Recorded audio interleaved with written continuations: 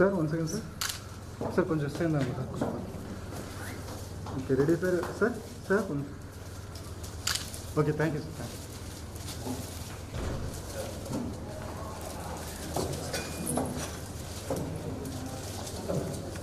Sir?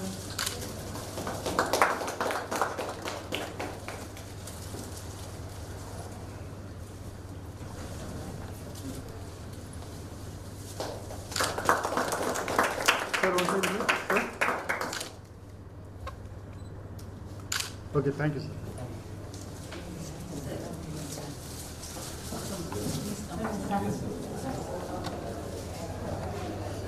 Vasco sir on the call. I moved initially for 6 months. 88. My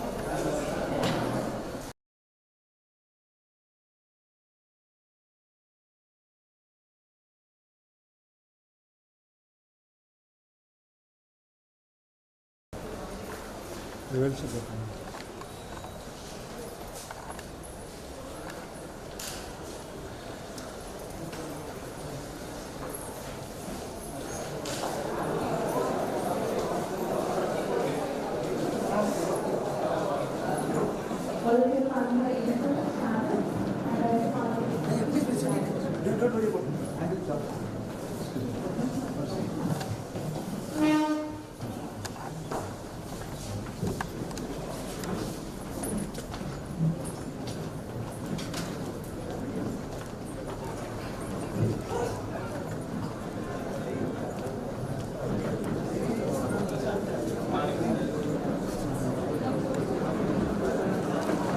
Lights on.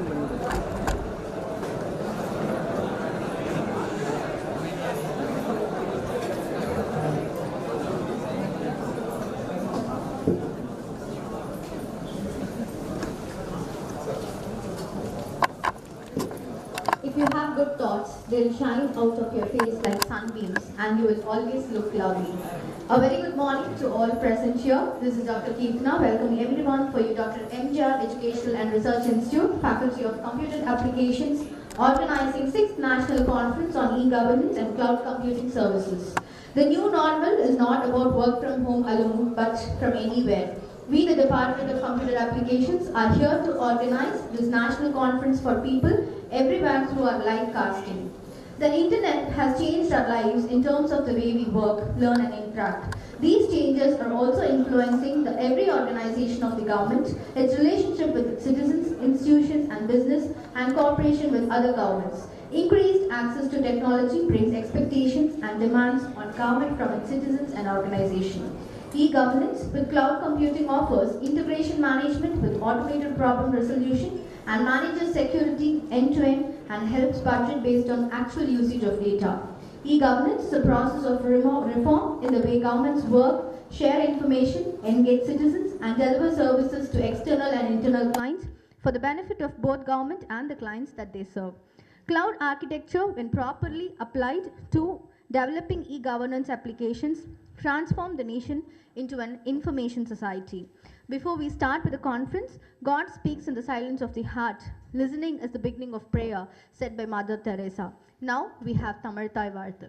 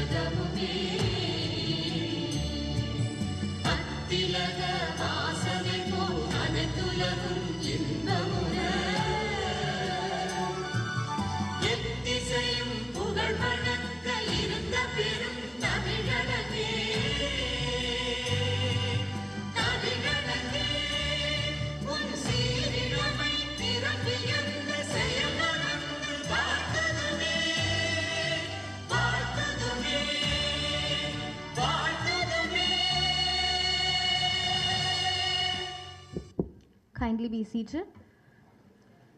We are made for goodness. We are made for love.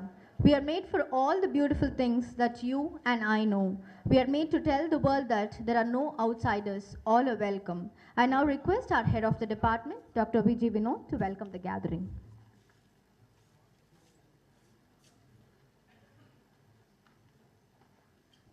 Respected delegates, honorable chief guest, faculty members, and my dear students, a very good morning to one and all.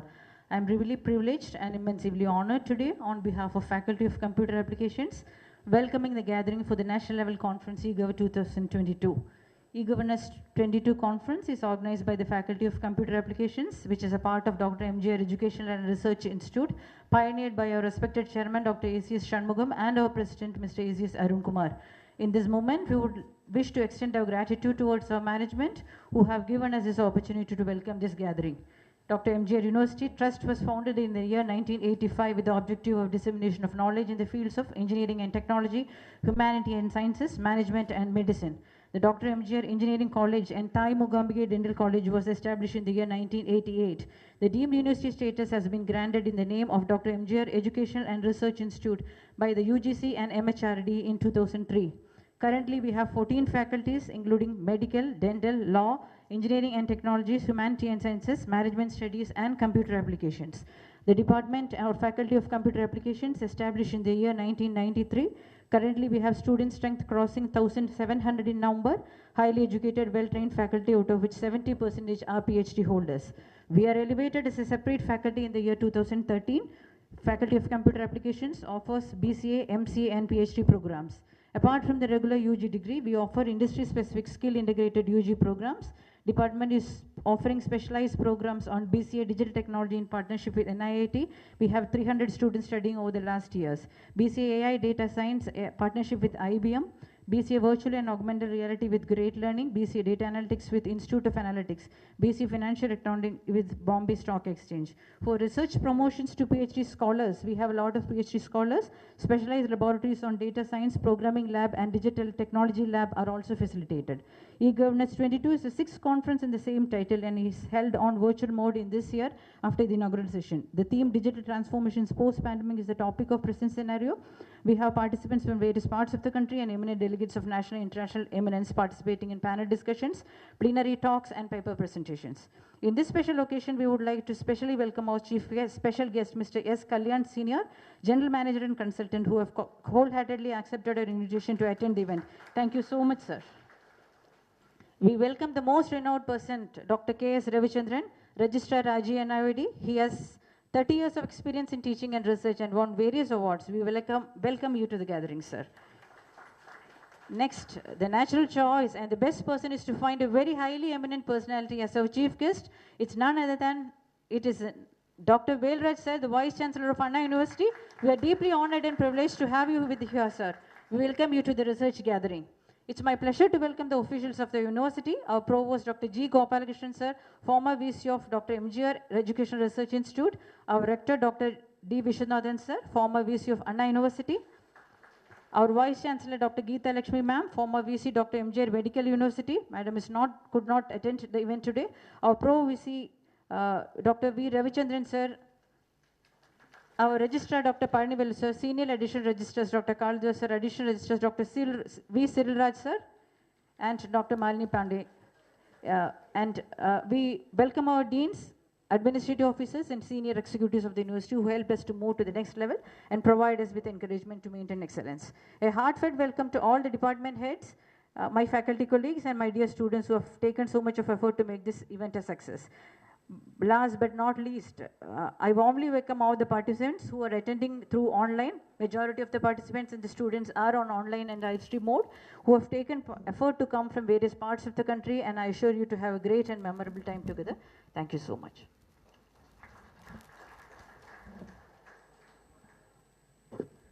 Thank you, ma'am. So I now request our chief guest and all the dignitaries on the dais to light up the lamp. I request our head of the department to guide them.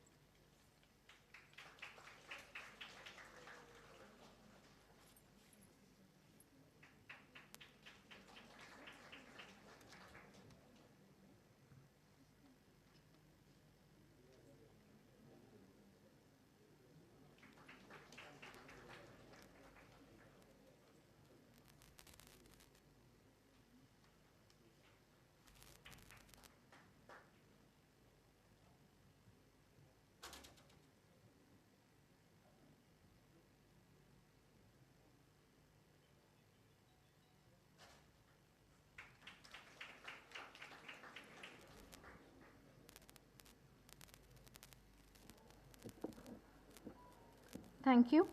Desire is a key to motivation, but it's determination and commitment to an unrelenting pursuit of your goal, a commitment to excellence that will enable you to attain the success you seek. Excellent firms don't believe in excellence, only in constant improvement and constant change. I now invite our organizing secretary, Dr. Radharam Mohan, to brief us about the conference.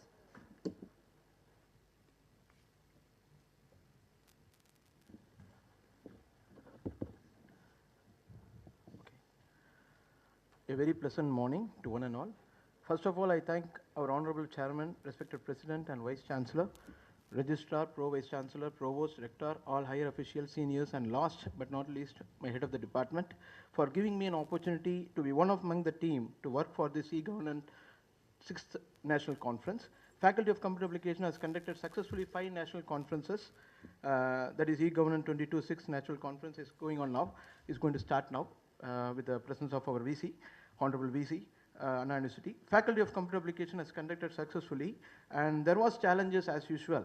But this time, under post-pandemic situation, we are facing unprecedented challenges, social, economic, and environmental, driven by accelerating globalization and a faster rate of technological developments. At the same time, these forces are providing us with myriad new opportunities for human advancement.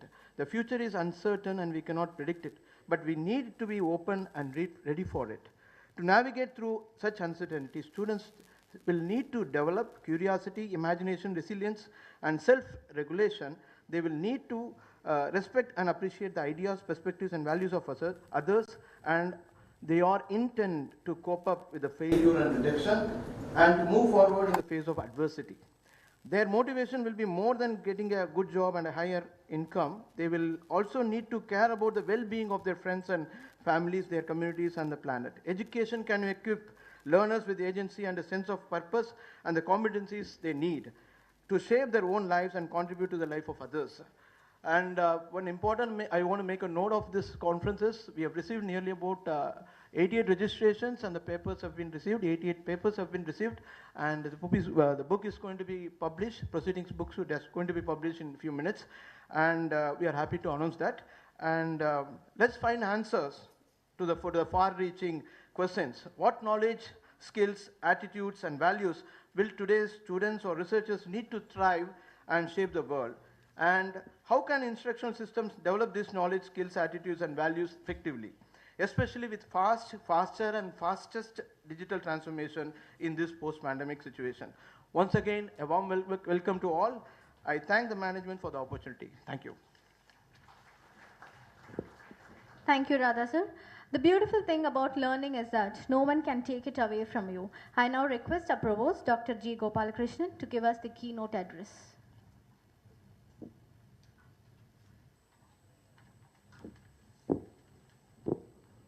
Respected Dr. Velraj, welcome. Dr. Raghavan, welcome. And Dr. K.S. Ravichandran, you're also welcome to our university. My dear colleagues on the stage, and my dear colleagues, invitees, and my student friends. It's indeed a great pleasure to deliver a keynote address, Digital Transformation in the Post-Pandemic Era. I'm going to read it out, so I'm going to do it very fast because they've given me just 5 minutes, so gather whatever you can. During the pandemic, most of the schools and colleges in the STEM sector, science, technology, engineering, and management sector, the world over, were closed in order to contain the spread of the virus. It was during this time ideas sprung up to offer online programs for school and college students. At about this time, both educators and the taught were not confident of getting into the online system of teaching. Perhaps the regular offline programs would commence, or whether the online programs need to be continued. ICT, the acronym for Information and Communications Technology, had to be strengthened to enable online transfer of educational materials. Simultaneously, the teacher and the taught had to be educated and brought on equivalent wavelengths to appreciate and undergo a thought revolution to accept the online programs. Initially, there was quite some reluctance to go or not to go, or try it for some time till one is acquainted fully with the positive effects of such an educational system. The anxieties rose when it came to taking laboratory lectures and classes, particularly for engineering and science teams. Apart from the various divergent views and mindsets of the teaching community, certain things are quite clear. What happens to all the study material that had been prepared over the various years, like assignments, lecture notes, PowerPoint presentations, videos pertaining to offline programs? All these need to be reorganized, rewritten, and represented for online lectures and classes. Total dependence on ICT facilities in schools, colleges, and auditoriums. Though it may not be relevant or difficult for the teaching processes, the gamut of difficulties arising at the other end for the learners. Learners, particularly at the middle or high school levels, need to have access to continuous sources of power, access to laptops or personal computers, internet supplies, or at least a good mobile phone. Corona pandemic stepped in India since January 2020 that shook the country due to the shortage of necessary medical equipments and kits. Workforce got displaced, affected the businesses. Schools and colleges were closed for over 2 years to keep off wider spread of COVID-19 virus. This demanded innovation in technology, business, and education. Human resources at school, colleges, industries, services, and various sectors of the economy played a pivotal role. This prompts to discuss issues in the evolving strategies, knowledge transfer and skill development. Virtual means of knowledge transfer were attempted. NEP 2020, the National New Educational Program 2020, also demands newer strategies of educational framework. Resilient education systems need to be evolved. In fact, the nation must develop the ability to adjust to changes and ability to innovate.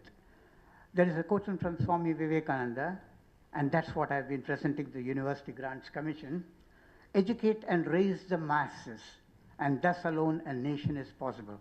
We want that education by which character is formed, strength of mind is increased, the intellect is expanded, and by which one can stand on one's own feet. This is what I've been pressing very forward, very heavily with the University Grants Commission. The Delors report in 1996 to the UNESCO identified the technological, economic, and social changes at local and global levels and the expansion of knowledge and our capacity to assimilate it. The report suggests 4 pillars of education: learning to know, learning to do, learning to be, and learning to live together. With particular reference to the Indian scenario, where there is a problem of educating a large percentage of have-nots, it seems more logical to offer e-learning platforms at both secondary and tertiary levels.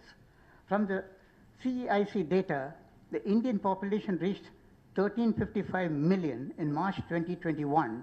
Of this, the labor force participation reached a 46.3% in December 2020.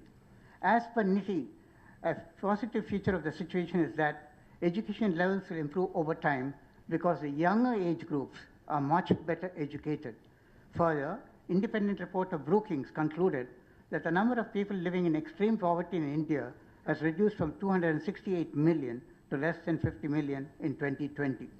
All these statistics indicate that skill development and education, the Indian scenario will become more robust by 2030. This implies that cheaper and more economical sources of learning should be made available to poorer sections of society. One of the advantages of online or e-learning could be that education could be offered at a cheaper cost so that the lower strata of the Indian diasporas could benefit by this approach. Some of the obvious advantages of e-learning are: it is cost-effective, easily available, could be taken at convenient times, isolated thinking, and one can choose any program that is being offered online. This could definitely suit the working population, as the time for learning is not fixed, but could be chosen at will. In case of the student community, the rivalries, public criticism, ragging, group politics, now noticed, would be totally eliminated. E-learning facilitates learner-centric learning anytime, anywhere, at one's pace. It was Albert Einstein who said, "Education is not the learning of facts, but the training of the mind to think." Now, it is your attitude and seldom your aptitude that decides your altitude. Lives of great men all remind us. Let's make our lives sublime, leaving our footprints on the sands of time. Thank you very much.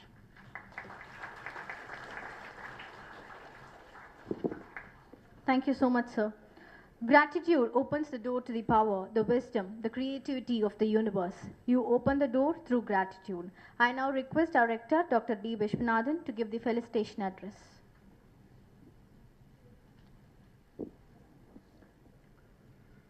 தமிழுக்கு தலைவணங்கி இந்த இனிய நேரத்தில் அரங்கில் அமர்ந்திருக்கும் அனைத்து அன்பு உள்ளங்களுக்கும் எனது இதயம் கனிந்த வணக்கத்தை தெரிவித்துக் கொள்கின்றேன். Respected Vice Chancellor of Anna University, Professor Velraj, distinguished dignitaries on the dais, faculties, students, ladies and gentlemen. I am extremely happy to participate in this national conference, and thank you very much for giving me the opportunity to offer my felicitations. I am very proud and happy to note that our university is organizing an excellent program conference for the benefit of the students. This e-governance, as well as the cloud computing, we have a lot of applications in our day-to-day life. In fact, cloud computing benefits, applications, and uses, we are all day-to-day activities we are using. In fact, all your learning management resources are being stored in cloud computing. We have taken a lot of steps to see that most of our NPTEL programs and other e-learning resources are being kept in the cloud computing so that students can be benefited. Our software industry in India is taking share of 50% of our Indian exports. Out of $418 billion export last year, software alone counts $195 billion. So it is increasing. After pandemic, we all realize a lot of things to be developed in the field of communications technology. Dear students, I have a small request for you. Opportunities are plenty. India is now 4th country in the world in emerging as a leader in the software industry. Only thing is you have to qualify yourself to take up the opportunities. Internationally, people are expecting manpower from India. Our CEOs of our IT industries are communicating to us that the students need to increase their employability skill. So, this juncture, when opportunities are plenty, please concentrate on your employability skill. Our students are really wasting their time more than 6 to 10 hours in a day unproductively using mobiles. So if you could little concentrate on your skill development, job is not a problem at all. We are in getting in touch with a lot of multinational companies. Their feedback, our students are knowledgeable but unable to express themselves or unable to communicate effectively.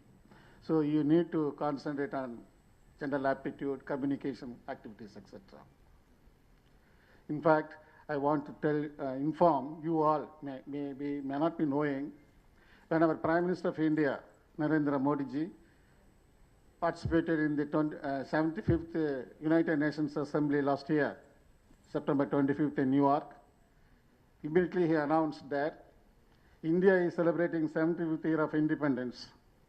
Commemorating of these celebrations, Indian students will launch 75 satellites in this year.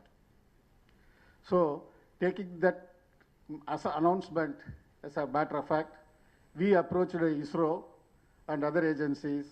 N.G.R. University got a chance to develop a satellite. Out of 75 satellites, our satellite will be one in India. It will be launched during August 2022. Our chairman and president are encouraging us, supporting us in developing the satellite day and night. Our staff and students are doing this development. They are developing the software. The payload design for us is that our fishermen, when they are fishing in the sea, they should not cross our boundary. The moment they are crossed, Sri Lankans are waiting to arrest our people. So our satellite will help all the fishermen. They will not cross the border. This kind of, at the same time, if they are having any unexpected disasters, they can communicate and get the help immediately. Another payload is that when the trekkers in the forest hill areas, if there is a fire, that will, using IoT, we will get indications. So like this, our students are talented and developing a lot of applications in this field. The only thing is our infrastructure is very good. Faculties are excellent teachers we have. Only students need to come forward to concentrate in their studies. So this conference will enlighten you. The opportunity is given to you. Please utilize this opportunity. I would like to congratulate the organizers for this good program been organized in this department. Thank you very much. Thank you so much, sir. Love wholeheartedly, be surprised, give thanks and praise, then you will discover the fullness of your life. I now request our Pro Vice Chancellor, Dr. M. Ravichandran, to deliver the special address.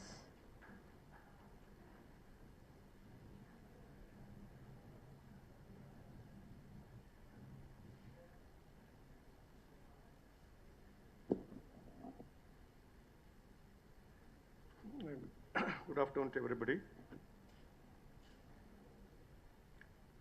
The chief guest of the day, Professor Dr. Vailraj, Vice Chancellor, Anna University,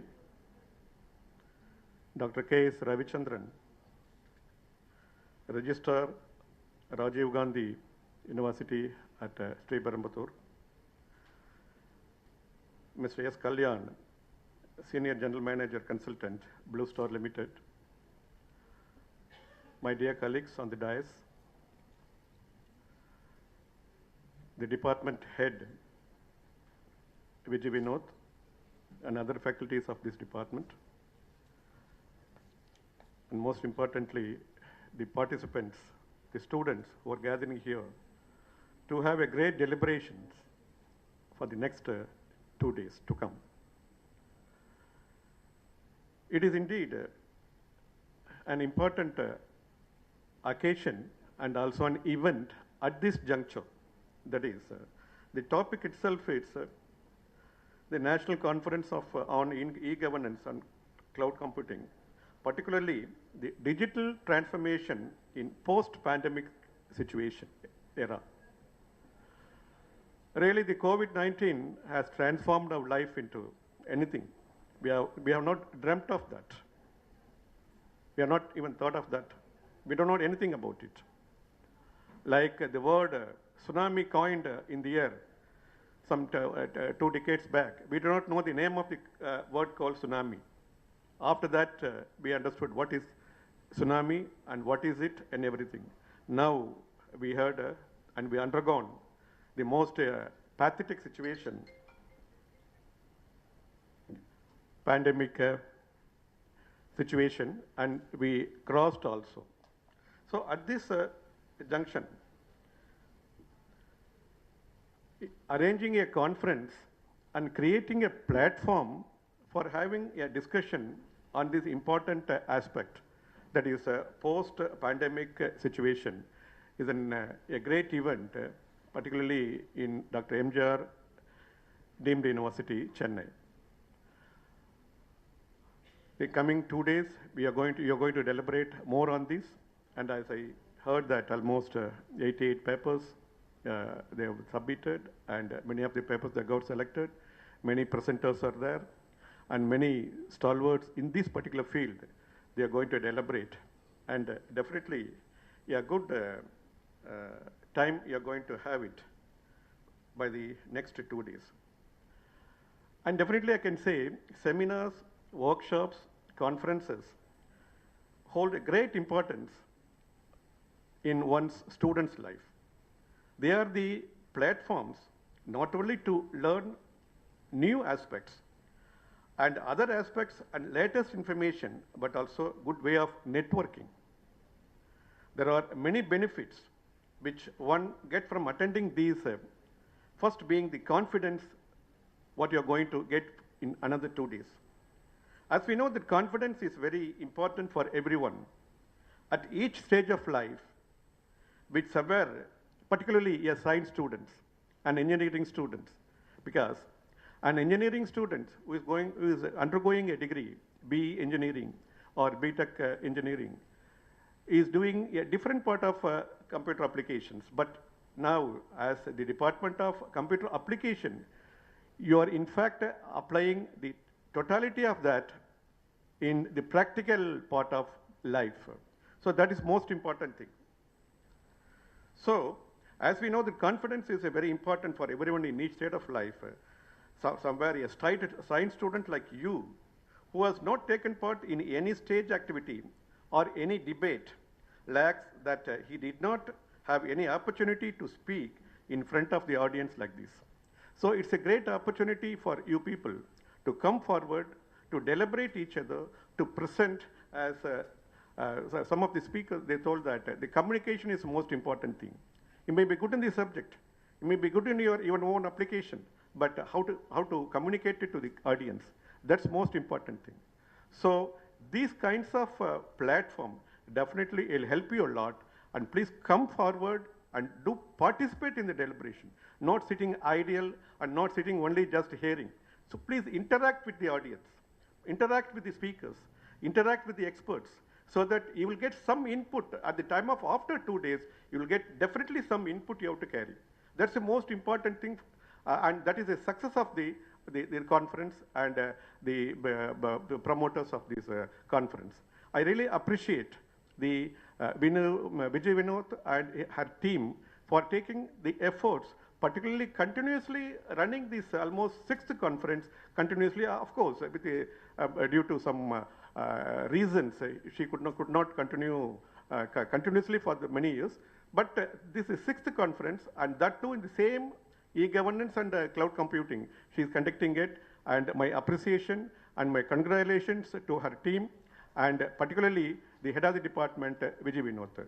And thanks for the opportunities given, and I hope that you will get a great 2 days to come down. Thank you. Thanks a lot, sir. Learning how to be still, to really be still and let life happen. That stillness becomes a radiance. I now request our guest of honor, Dr. K.S. Ravichandran, Registrar, Rajiv Gandhi National Institute of Youth Development, to give the special address.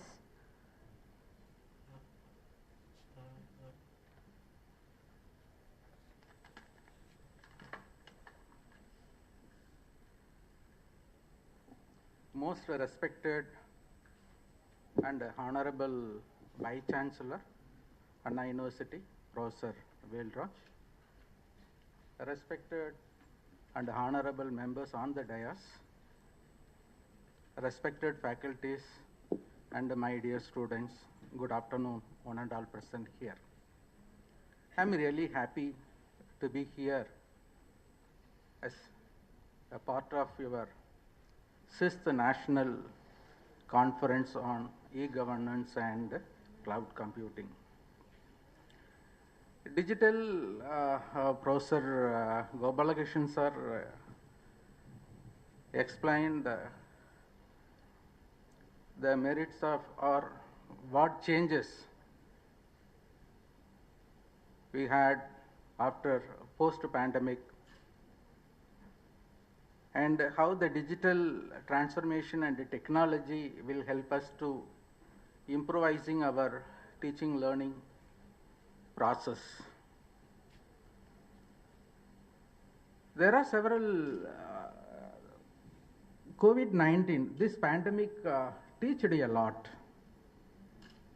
and learned a lot as a student, as a faculty, as a industrialist, as a common public.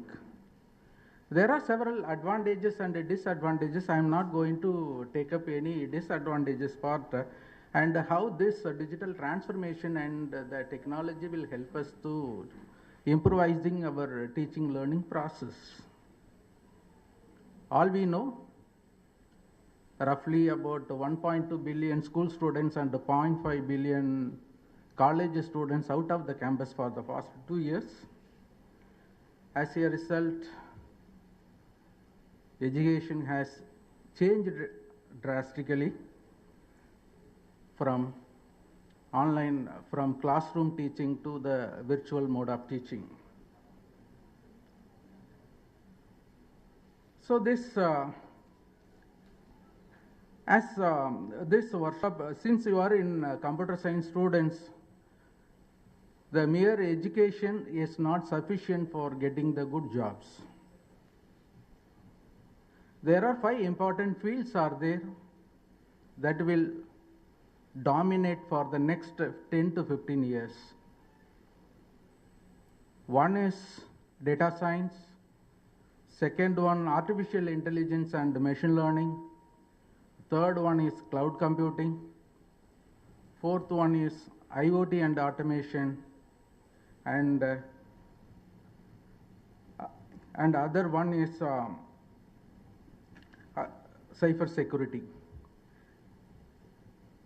In the world market, more than 0.5 billion vacancies arises for next 10 to 15 years if you are good in any one of the above said 5 areas. Now the open platforms are available. MOOC or SWAYAM or NPTEL or Coursera, national or international, plenty of coursewares are developed by the leading academicians from NITs, IITs, Anna universities and leading universities. You can, at least you can get the exposure of any one field so that you will get the job immediately. From the I'm more on, even though I am the registrar of the National RGNIOD, I am more on academician. From the post-pandemic, I go through several articles. I found that some of the notable informations are 60 to 80% of the college students attended online classes, and 40 to 60% students are attended from the school students. Nearly 20 to 30% of the senior faculty members moved to digital transformation and technology to facilitate the online classes effectively. All are taken because this is the transition from classroom teaching to online teaching. Then everybody is not comfort. I am also not comfort to take online classes. Basically, I am in mathematicians. My work is fully on chalk and talk. Okay, so and 40 to 50% of the junior faculty members, they have handled the classes effectively. 20 to 30% students have the health problem due to COVID-19. 10 to 20% of the students take up their parents' work and psychologically affected. 30 to 50% parents struggled a lot to provide gadgets to their wards and their attach their properties or got loan from others. 20 to 40% students lost their learning habits through virtual mode when comparing to the classroom teaching. 50 to 60%, one important notable point here is 50 to 60% of the students referred online materials like MOOC, Swami, NPTEL and other Coursera. Post-pandemic, every institution need to go for virtual mode of teaching, at least some time, at least some part of the curriculum. UGC has already announced that 40% of the credits may be earned through the online classes. For example, if it is a 200 credit UG course, 80 credits may be earned through the online courses. Then Professor Gopalakrishnan rightly told that national education policy is also insisted all the educational institutions to go for online mode of learning. And one more announcement came recently from the UGC that any students can do multiple courses parallelly. In my period, the system allows me to take only one course at a time. Even if you are interested, you can do many courses along your regular course. Even IIT now recently started the very familiar BSc online courses from programming and the data science that the institute got overwhelming responses. More than 1 lakh applications received for 200 seats. Then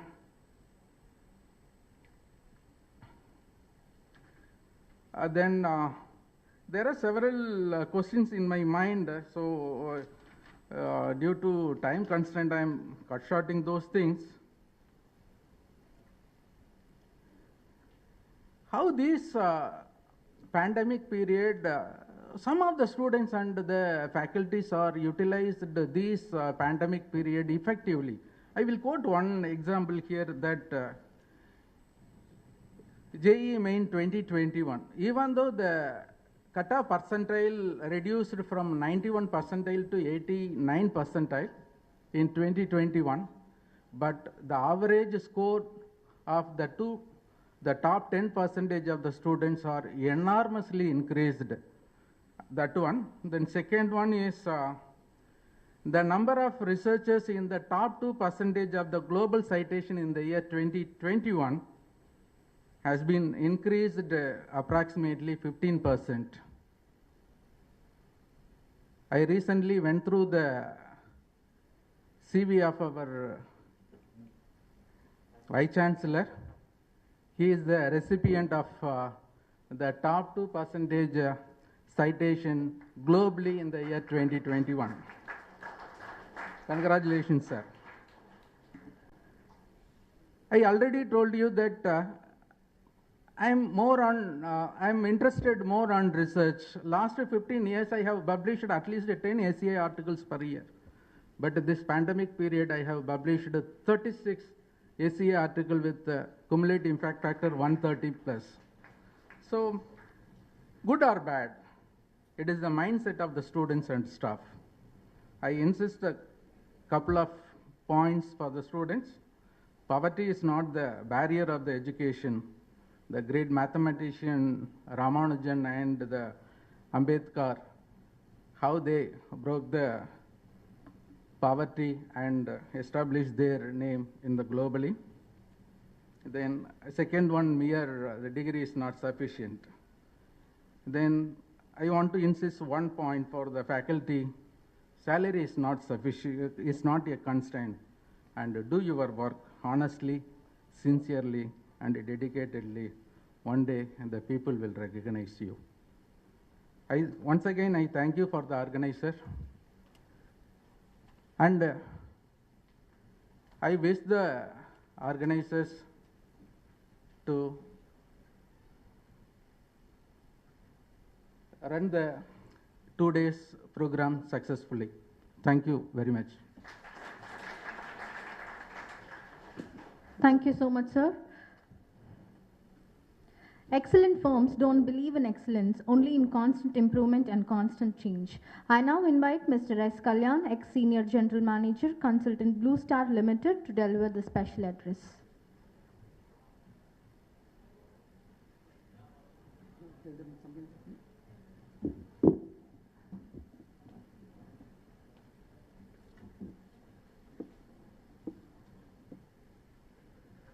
Good afternoon to one and all. Our beloved Vice Chancellor, Dr. Raj, and senior members on the dais, academic professionals, my dear students. Digital transformation is happening for more than 3 decades. Many of us will be knowing this, right? We have Uber, we have our accounting, we pay through our mobile phones. Many things, we order out many things. But during the pandemic,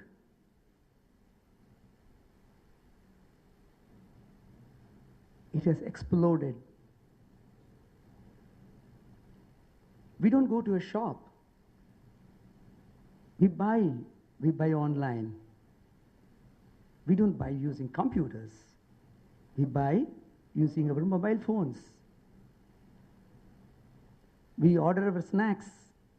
There is Swiggy. There is Dunzo. Many are there. I'm just mentioning 2 names for you people. Food delivery systems have taken over. The type of food you want is delivered right at your doorstep.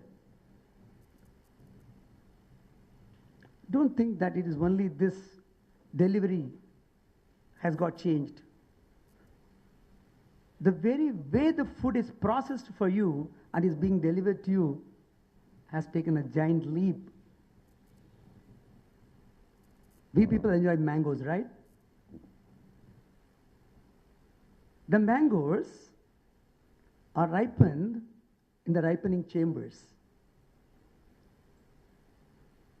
But then they should not be handled by human beings. So they are all plucked, completely mechanized, plucked, cleaned, sorted out for their shape, color, and size. And then they are still raw. They are brought to ripening chambers. And in the ripening chambers, there is controlled environment.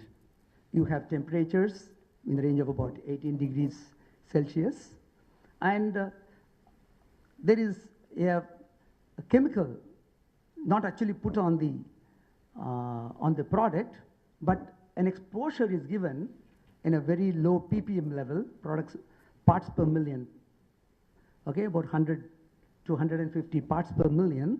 Exposure is given. We call the chemical as ethylene. Ethylene is inserted in the chamber, and the ripening process starts. In about 4 days, the fruits are ready for delivery, and no touching, the product is right on the counter for you to pick up. The whole thing is becoming digital. So what happens is that not just the food delivery mechanism, but the food processing or the food harvesting to the place where it's made available to the consumer, this whole thing is becoming digital. Many of us would have experienced during the pandemic how we approach a doctor. Apollo Hospital came up with an option for us. You can go for telemedicine. You book the doctor comes on at an appointed time. They're up on the video phone with you, and you interact with them. You show the ailment, they see you, they interact with you, ask for the symptoms, they take reports from you if you already have some of them with you. They clearly identify the type of medication that is required for you, and they will make the prescription. The prescription is made available to you. Another person few minutes later calls you up and says, "Sir, the doctor has prescribed these medicines to you. Can we have it delivered?" The Apollo person calls you up. You say yes. They come and deliver the medicine to you, and you pay them right on your doorstep. You are not gone to the doctor. The medication is available to you right on your doorstep. Digital transformation. Railways. Few days back, one of my colleagues' wife was traveling from north, got into a problem. She had palpitation. That means irregular heartbeat. An elderly lady to the age of about 74, 75. They sent a message to 139. Many of you may be knowing. Railway inquiry. 139, the message was sent, and the next station was Vijayawada. Some of you may be coming from nearby places like that, right? In Vijayawada, a doctor was waiting. The attendants were waiting, and to the surprise of all, there was a buggy, a battery-operated car, ready to take this lady patient to the ambulance, and from the ambulance, she will go to the hospital. The message was sent only by 139. There were calls coming in, and about just within some 10 to 11 minutes after the railway train reaching Vijayawada station, the patient is already admitted to the hospital. Railways is changing. It is undergoing digital transformation. Many of us also should have to go through digital transformation. We have to learn. Learned professors were mentioning very nicely. There are 5 things. He was talking about cloud computing. He was talking about IoT and automation. He was talking about he was talking about the various other things which you people all be regularly knowing. And finally, he spoke about cyber security. All these lines are the ones which you're going to get jobs for you. நிறைய பேர் சொல்லுவாங்க, sir இந்த automation வந்ததுன்னா எங்களுக்கெல்லாம் வேலை போயிடுமே sir அப்படின்னு சொல்லுவாங்க. I'm taking permission to interrupt in Tamil some things, please. Automation வந்தால் வேலை போகாது. கம்ப்யூட்டர் வந்தது, எல்லாம் பயந்தாங்க. ஆனால் கம்ப்யூட்டர் நம்ம கற்றுன்னு என்ன பண்ணோம், உலகத்தை ஆண்டு கொண்டிட்டு இருக்கிறோம் இல்லையா? உண்மை தானே? இப்போ எந்த ஊருக்கு போனாலும் இந்தியன் அப்படின்னா அனுங்க நீங்கள் கம்ப்யூட்டர் சயின்டிஸ்ட்டுங்களா அப்படின்னு கேட்குறான். இந்த மாதிரி நிலைமை இருக்குது அமெரிக்காவில். நீங்கள் என்ன சாஃப்ட்வேர் இன்ஜினியருங்களா? இல்லைங்க நான் ஆடிட்டருங்க. ஓ அப்படிங்களா? இங்கே டோல்கேட்டில் கேட்குறாங்க அமெரிக்காவில். பில்லுக்கு வைக்கும்போது என்ன, ஓ நீங்கள் இந்தியனுங்களா? ஓ நீங்கள் அப்படின்னா ஒரு சாஃப்ட்வேர் இன்ஜினியராக தானே இருக்கணும் நீங்கள் அப்படின்னு கேட்குறாங்க. ஆட்டோமேஷன் வந்தால்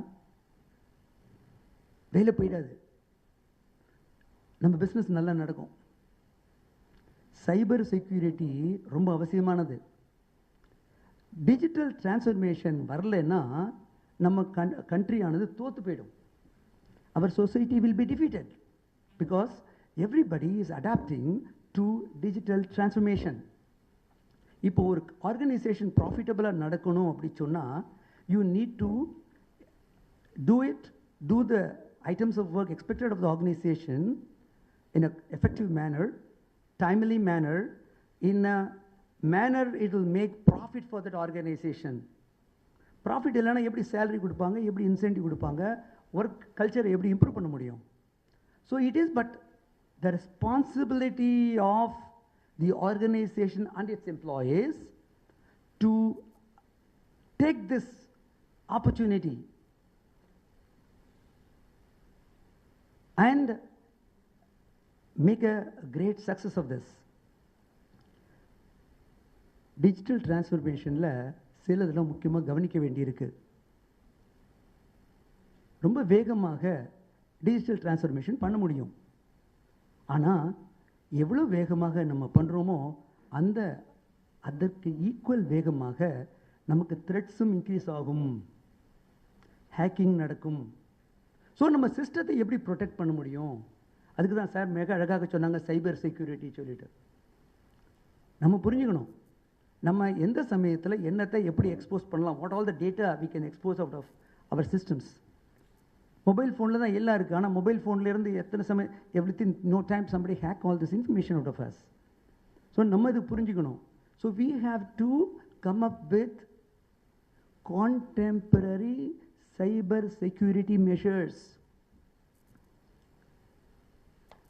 எனக்கு கொடுத்த டைம் ரொம்ப கம்மி, அதனால் நான் சீக்கிரம் முடிச்சுக்கணும். ஒரே உங்களுக்கு முன்னாடி ஒரு காஷன் வைக்கணும்னு நான் விருப்பப்படுறேன். அந்த காஷன் என்ன அப்படி சொன்னால், நம்ம வேகமாக டிஜிட்டல் டிரான்ஸ்ஃபர்மேஷனை எடுத்துகிட்டு போகணும். அந்த சமயத்தில் நம்மளுடைய ப்ரொடெக்டடாக எக்ஸ்போஸ் பண்ணிக்காமல் நம்மளுடைய சிஸ்டம்ஸ் எல்லாம் ப்ரொடெக்ட் பண்ணியிருக்கிறதுக்கு கூடிய டெக்னாலஜியும் நம்ம டெவலப் பண்ணணும். இது ஒரு பெரிய அரிய வாய்ப்பு. இதை எடுத்துக்கொண்டு நம்ம எல்லாம் we should take this opportunity and take it to highest level and conquer the world. My best wishes to all of you. Thank you so much, sir. To accomplish great things, we must not only act but also dream, not only plan but also believe. I now request our chief guest to release the proceedings of our 6th National Conference, and I request him to hand over a copy to all the dignitaries on the dais.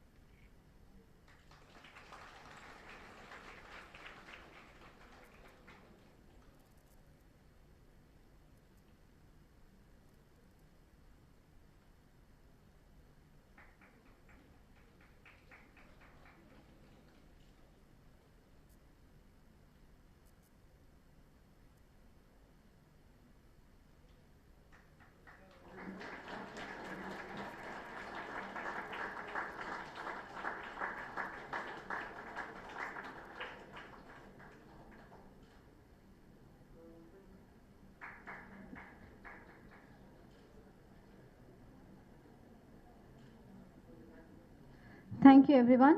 The key to success is to focus our conscious mind on things we desire, not the things we fear. I now request our Deputy Head of the Department, Dr. T. Prabhu, to introduce our today's Chief Guest, Dr. R. Velraj, Vice Chancellor, Anna University, to the gathering.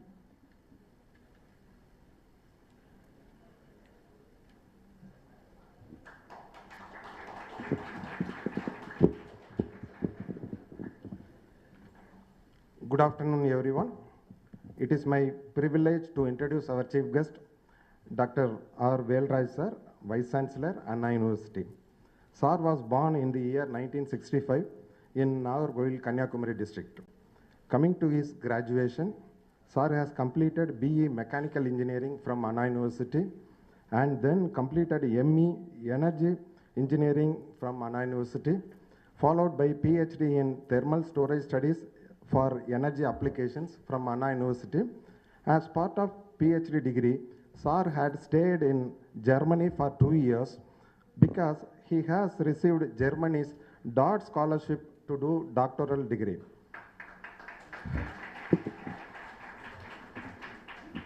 Coming to his teaching experience and responsibilities, I am very happy to announce that in the year 1987, Sir started his career as associate lecturer in Thai Muhambiye Polytechnic College, which is nothing but our sister concern of Dr.M.G.R. University.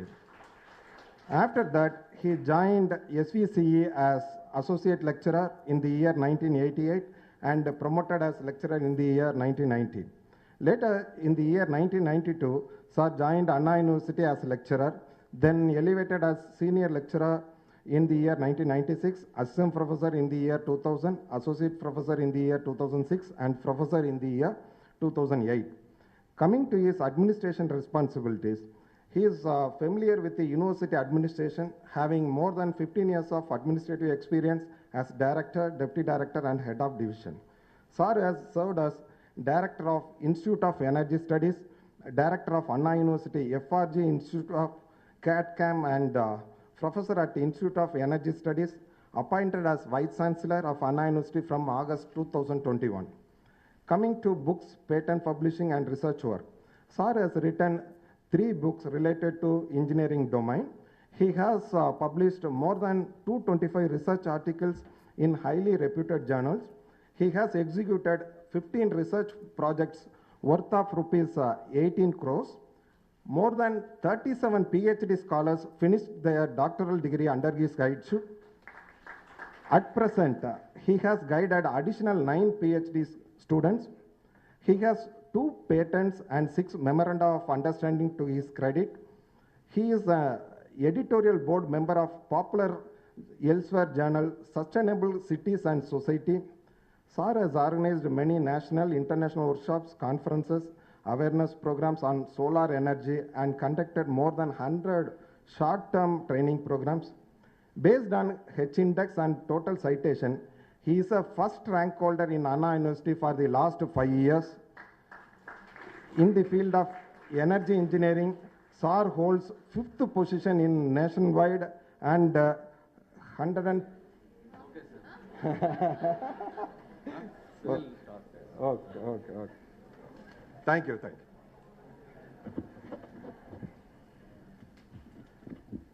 Good afternoon to all.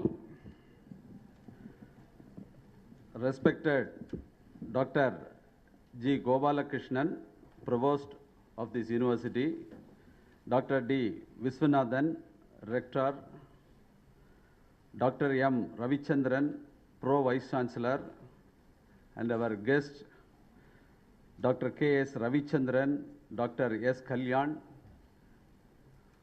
Dr. S. Kalyan, who is doing a lot of societal transformation during his this non-office hours, and Dr. T. Prabhu, Dr. Vijay Vinod, Ms. Sarla Devi, and all faculty members of this university and students.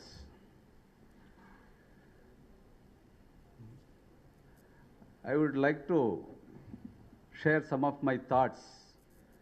After I thought of talking something else, after seeing the students, now I want to talk differently.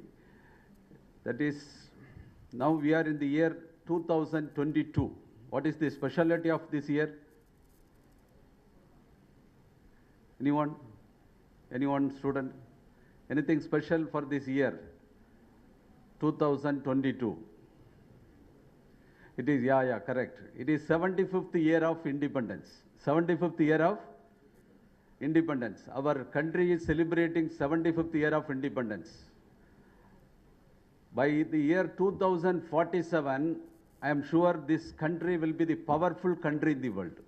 This country will become the powerful country in this world. How it is possible? How it is possible?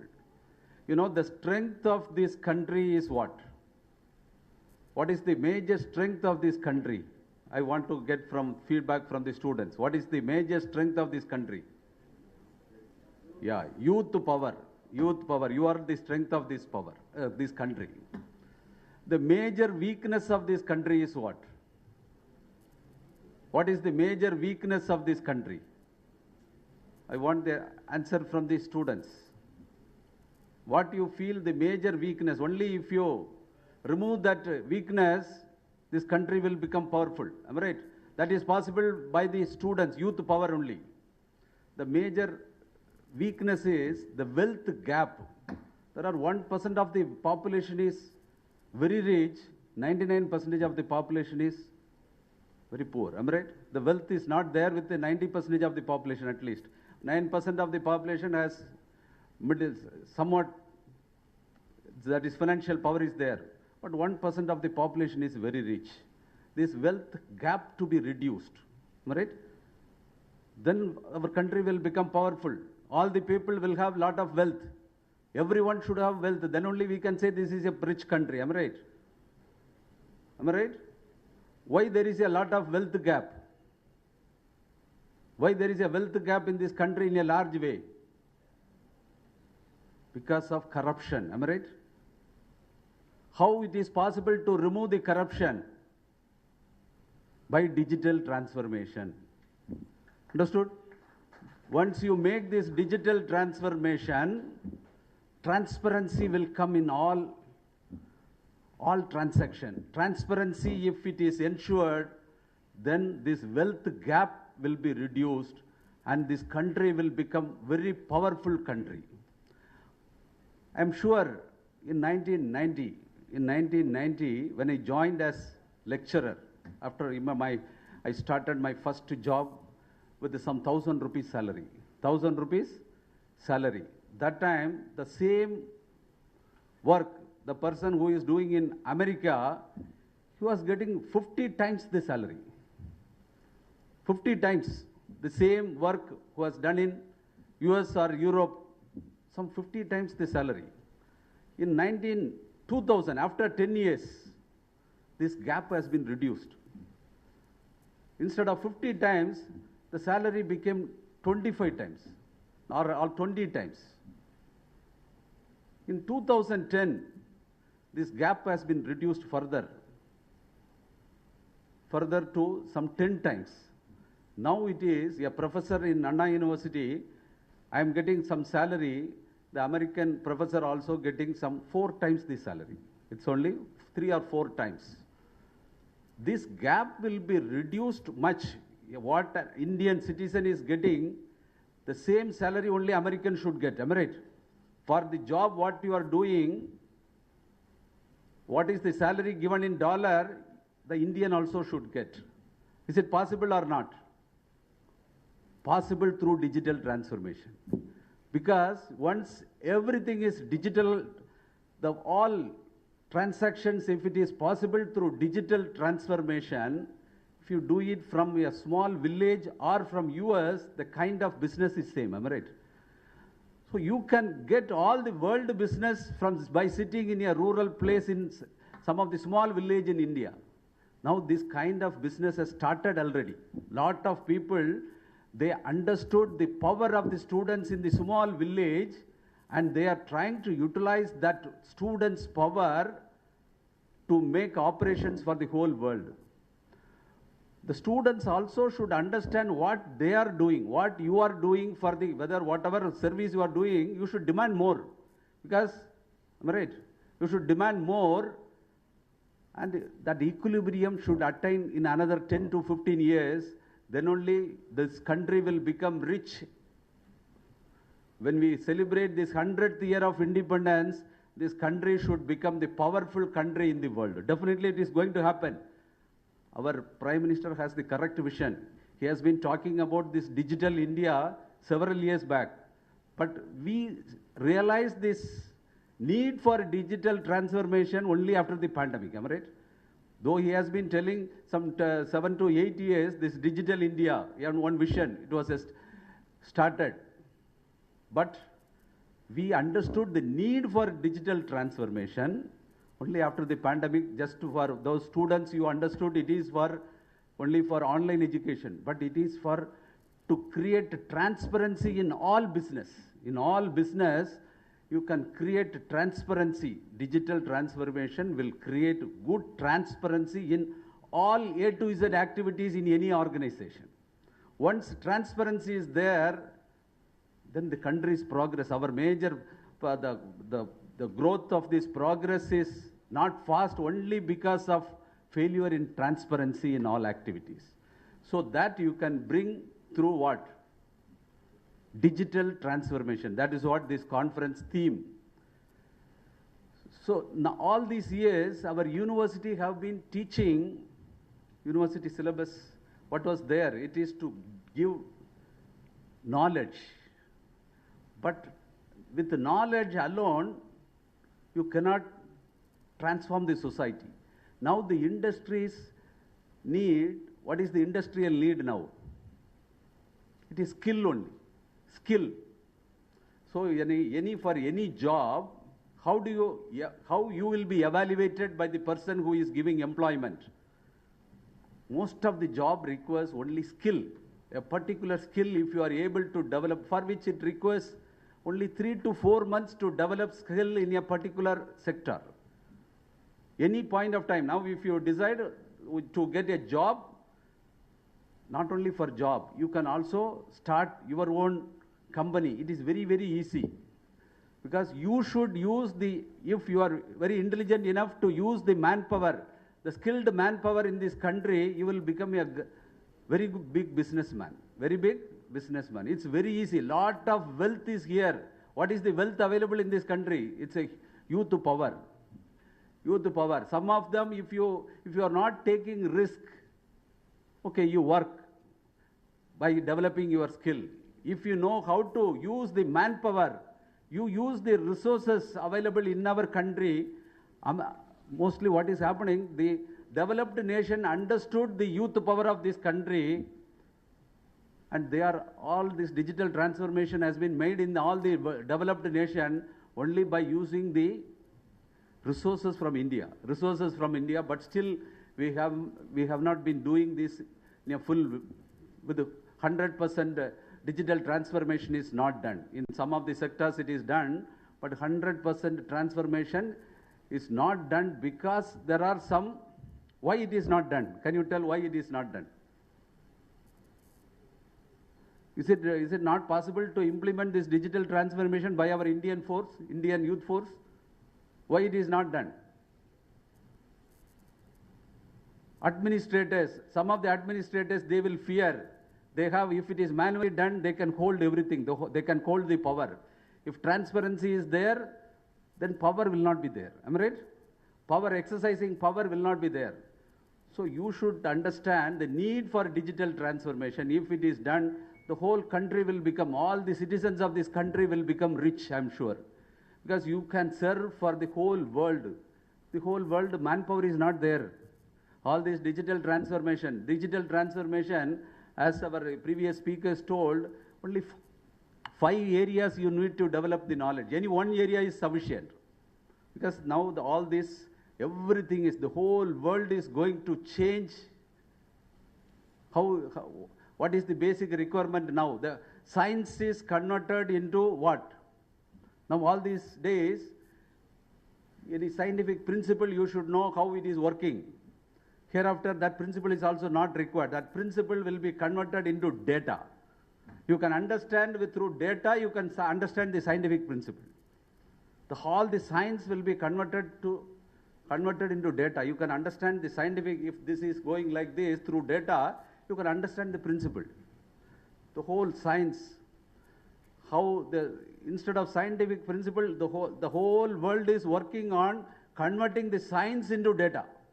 Converting science into data. So data analysis is an important area. If you know something about data science, opportunity is plenty. Then when you try to use this data science in a particular field, you need how to give artificial human brain in that. You need artificial intelligence, machine learning. Machine itself, artificial intelligence, you should know how to write code. You are little knowledgeable, you can write codes. That artificial intelligence and through machine learning, you should give the human brain to the system. Am I right? So data science, artificial intelligence. So some of the applications where you need to collect data from the sensor. So that is what IoT. Am I right? So you need to collect the data for which IoT concepts you need. So when, as our Professor Mr. Kalyan, when he pointed out, when any development occurs, obviously there will be a threat. So to protect your data system, you need cyber security. So these 5 fields are going to rule the world for the next 20 years in all, till everything is automated. Everything is automated. Everything will be automated in another 10 years. Naturally it will happen. Now these developed countries have made it. This industry 5.0 is only automating everything. So this automation will happen. During that time, there will be a cyber war. There will be a cyber war. So security side, if you are capable of learning this cyber security, there are also a lot of jobs are there. You know, the Chinese are now, for the military, they are taking 1 lakh professional in the military, because military, they need lot of cyber security. Cyber security. So like this, our India is also going to recruit lot of manpower for the military applications, those who have knowledge in cyber security. So these are the fields where you need to, this is only skill development. Very easily you can develop skills being a MCA. Most of you are MCA students, am I right? MCA students, all are MCA students. Very easily you can develop skills in any one of these 5 areas: data science, artificial intelligence, machine learning, IoT, and cyber security. Job is ensured, and if you have some talent to take risk, you will become a very rich person. Now all these years, our country could not become rich country because for all, anything to start, any development to take place, you need a lot of investment, am I right? All these years, when this, all the last 200 years, this industrial revolution is taking place. Any industry to start, you need a lot of money. That is why our Indians could not, our country was poor country in 1970s and all. Then only because after this software comes, manpower required for the whole country. That is why we started becoming rich, little rich. Now this digital transformation, you can bring all the jobs available in the whole world to India.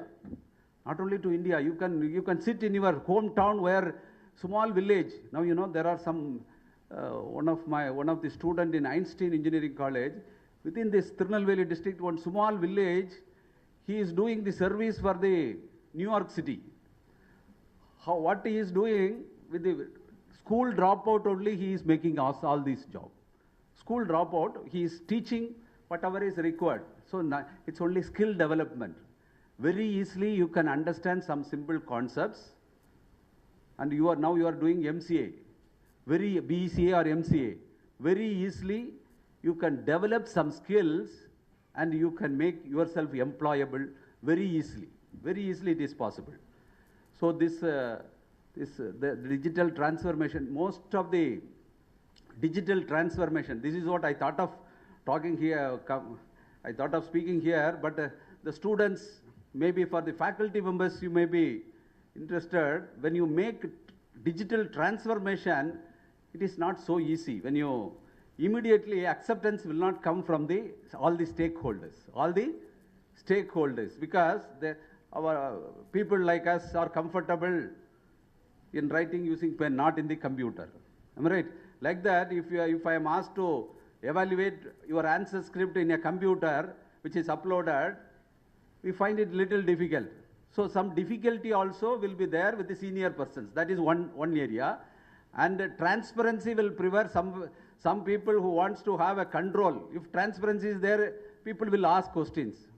So for that also, the top administrator normally will not allow. And because of difficulties by the senior people also, this transformation is not happening. But you should, when you make any transformation, you should impart the knowledge and the need for transformation. You should tell all the stakeholders, and with the domain knowledge only you can do. If the people who are working in the office, if their acceptance is not there, it is definitely not possible to bring digital transformation. So you need to bring acceptance for all the stakeholders, then only this digital transformation is possible. So as Mr. Kalyan, he pointed out, anything if it is fast, some chaos also will be there. Am I right? If suddenly if you make changes through digital transformation, the old system, many of the people are familiar with the old system. You are bringing a new system. But sometimes if acceptance is not there, your new system will fail. Right? But the new system is a good system. But if it is made very fast, smooth transition should be there. Smooth transformation should take place. From my mechanical knowledge, I used to tell any action is very fast, there will be a chaos.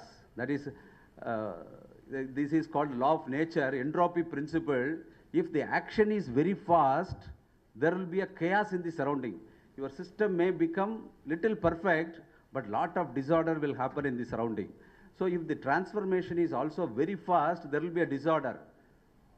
So there should be a smooth transition in any organization. If you are going to involve in any digital transformation, definitely you should get the acceptance from all the stakeholders. That how it is possible. If you are given the task, you should convince all the people who are involved in that process. And definitely it is very easily possible. Once digital transformation is done, 100% in this country, no country can beat this country, I am sure. If digital transformation is made, but lot of difficulty will be there to implement. But if it is done, this country will progress very fast. By the year 2047, definitely I am sure this country will be a superpower.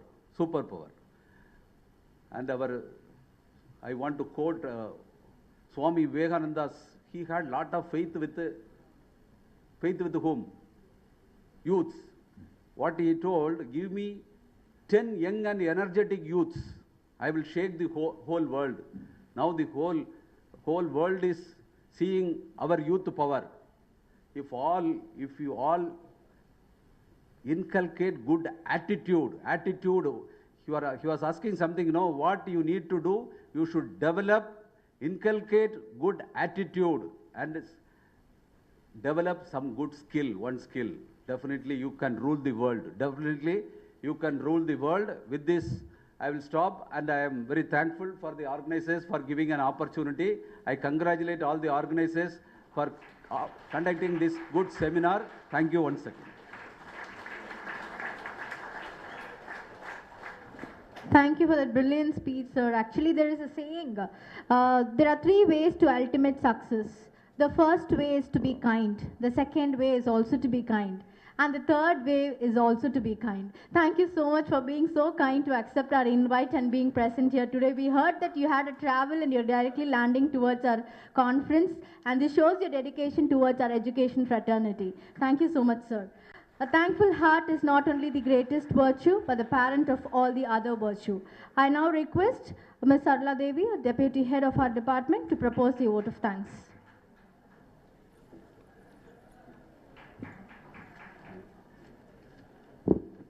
Good afternoon. It gives me immense pleasure to extend a warm-hearted word of thanks. On behalf of the Department of Computer Applications, we extend our wholehearted thanks to our Honorable Founder Chancellor through A.C. Shanmugam and respected President Engineer A.C.S. Arun Kumar for giving consent for conducting this National Conference on E-Governance and Cloud Computing Services. I take immense pleasure in extending my sincere thanks to the guest of honor, Dr. R. Vilraj, Vice Chancellor, Anna University, for accepting our invitation despite his extremely busy schedule to grace this inaugural ceremony. I also thank him for the inspirational speech. My very special thanks to the chief guest, Dr. K.S. Ravichandran, Registrar, RGNIYD, and Mr. S. Kalyan, Senior General Manager, Consultant Blue Star, who graced us with kind words and also for the motivational speech. I extend my heartfelt thanks to our Vice Chancellor, Dr. S. Geeta Lakshmi, Provost Dr. G. Gopalakrishnan, Rector Dr. D. Vishwanathan, and Pro Vice Chancellor Dr. M. Ravichandran, Registrar Dr. C.B. Palanivel, and Additional Registrar Dr. V. Cyril Raj for their valuable support and continuous guidance. We express our sincere thanks to all deans, department heads, and staffs for gracing this occasion. I'm extremely thankful to the participants and students for showing their interest and enthusiasm in attending this inaugural ceremony. Once again, I thank all the dignitaries on and off the dais for joining us for this occasion. Thank you.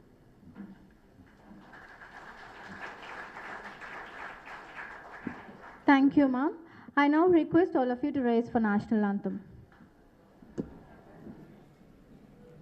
जनगण मन अधिनायक जय हे भारत भाग्य विधाता पंजाब सिंध गुजरात मराठा द्राविड उत्कल बंगा विंध्य हिमाचल यमुना गंगा उच्चल जलधि तरंगा तव शुभ नामे जागे तव शुभ आशीष मांगे गाहे तव जय गाथा जन गण मंगलदायक जय हे भारत भाग्य विधाता जय हे जय हे जय हे जय जय जय जय हे.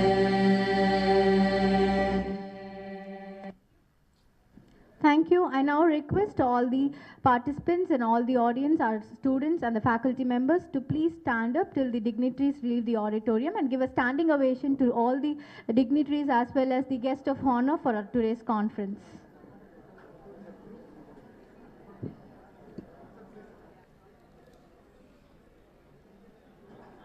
Remain standing till the dignitaries leave the dais.